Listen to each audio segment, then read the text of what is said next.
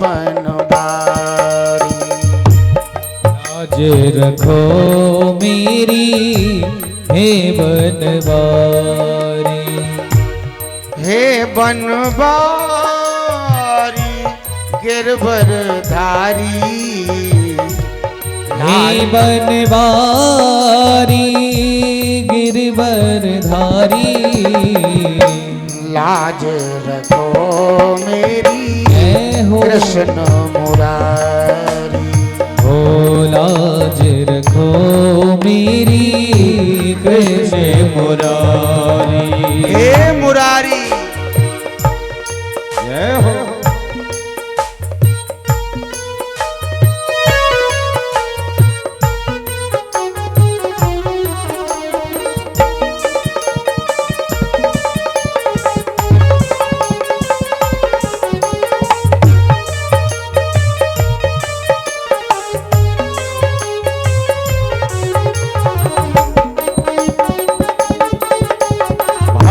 जय हो।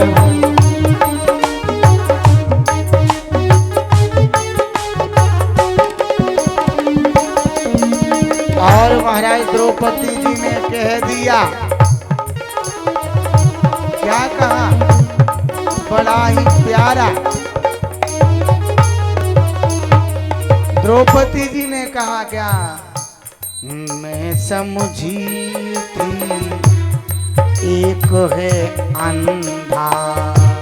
मैं समझी थी एक है अंधा। मैं समझी थी एक है अंधा। हाँ मैं समझी थी एक है अंधा।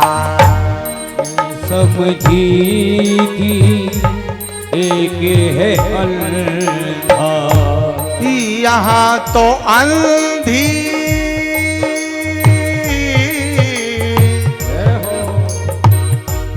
यहाँ तो अंधी सभा है सारी। लाज रखो मोरी कृष्ण मुरारी। हो लाज रखो मोरी कृष्ण मुरारी। हे बनवारी गिरवरधारी। हे बनवारी गिरवरधारी। लाज रखो मेरी कृष्ण मुरारी।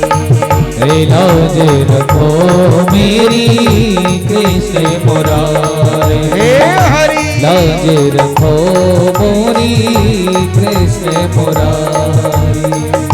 लाज रखो मोरी कृष्ण मुरारी।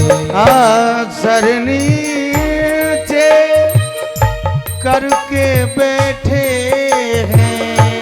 सर नीचे करके बैठे हो। द्रौपदी जी ने कह दिया ये सर नीचे करके बैठे हैं कौन? 5-5 पति है?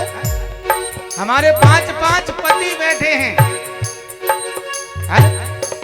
सर नीचे कर के बैठे हैं। सर नीचे कर के बैठे वही गदा वही गांडी बुधारी। लाज रखो मेरी कृष्ण मुरारी। हे लाज रखो मेरी कृष्ण मुरारी। हो है बनवारी गिरवरधारी। हे बनवारी गिरवरधारी। लाज रखो मोरे कृष्ण मुरारी। हे लाज रखो मेरी कृष्ण मुरारी। कहता है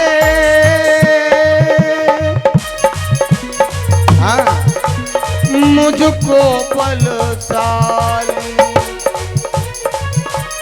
कहता है मुझको बलशाली और खींच रहा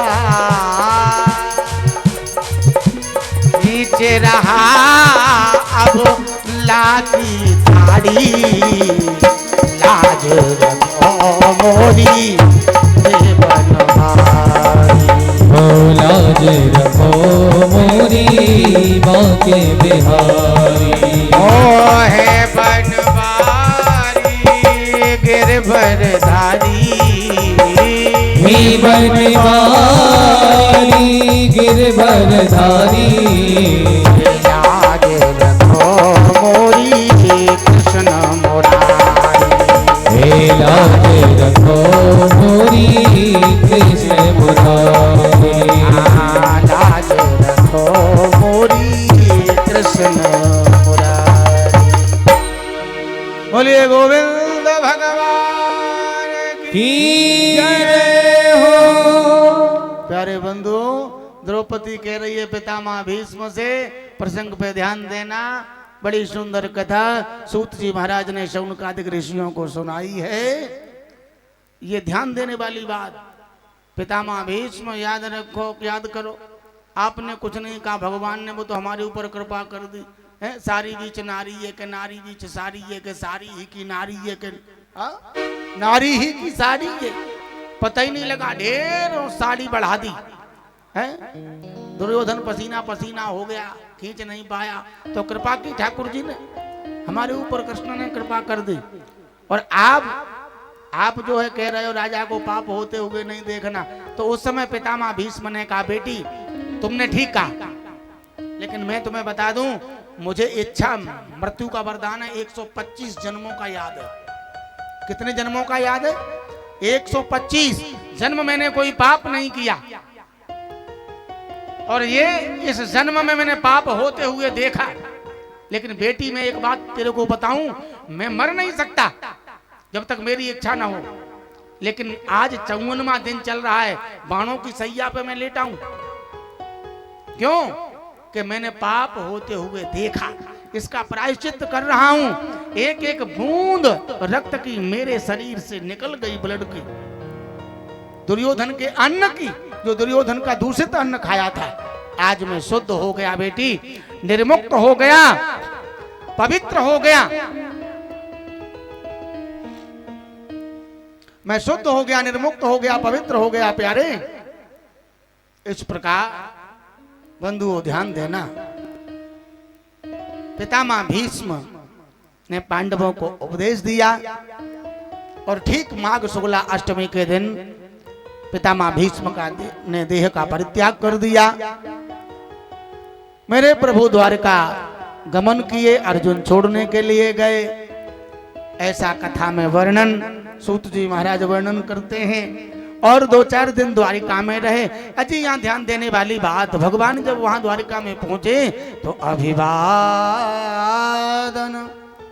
शीलस्य नित्यं वृद्धौपसेविनः चत्वारि तस्य वर्धन्ते आयुर्विद्या यशोबलम।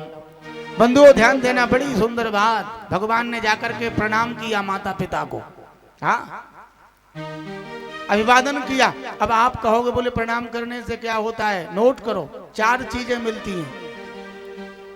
क्या क्या मिलता है? जो लोग बड़ों का अभिवादन करते हैं, प्रणाम करते हैं, उनको 4 चीजें